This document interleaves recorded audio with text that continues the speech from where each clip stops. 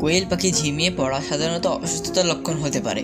এটি খাদ্য পরিবেশিত সমস্যা, সংরক্ষণ বা অন্যান্য শারীরিক অসুস্থতার কারণে হতে পারে। আপনার কোয়েল পাখি যদি ঝিমিয়ে থাকে তাহলে নিজের পদক্ষেপ নিতে পারেন। তাপমাত্রা কোয়েল পাখির স্বাভাবিকভাবে 20 থেকে 25 ডিগ্রি সেলসিয়াস তাপমাত্রায় ভালো থাকে। খুব গরম বা খুব ঠান্ডা পরিবেশ পাখি ঝিমিয়ে পড়তে পারে। আলো বাতাস, পর্যাপ্ত আলো এবং পর্যাপ্ত বাতাস চলাচলের ব্যবস্থা নিশ্চিত করতে হবে। পাখির খাদ্য সুষম ও টাটকা কিনা তা দেখুন। প্রোটিন বা ভিটামিনের অভাবে পাখি দুর্বল হচ্ছে কিনা তা দেখুন। সবসময় পরিষ্কার পানি দিন। পানি দূষিত হলে পাখি অসুস্থ হতে পারে। ডায়রিয়া বা পাতলা মল এটি সংক্রমণের লক্ষ্য। খাবার খাওয়া বন্ধ। যদি পাখি খাবার খাওয়া বন্ধ করে দেয় তাহলে দ্রুত পদক্ষেপ নিন। শ্বাস নিতে কষ্ট হলে এটি শ্বাসযন্ত্রের সমস্যা হতে পারে।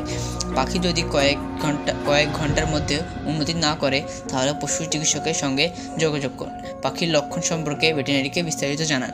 প্রতিরোধকমূলক ব্যবস্থা: খাঁচায় নিয়মিত পরিষ্কার রাখুন বা ভ্যাকসিন ব্যবহার করুন এবং প্রয়োজন ওষুধ পাখিকে দিন। যত দ্রুত সম্ভব কোয়েল পাখিকে সঠিক ব্যবস্থাপনা নিলে কোয়েল পাখি সুস্থ হয়ে উঠবে।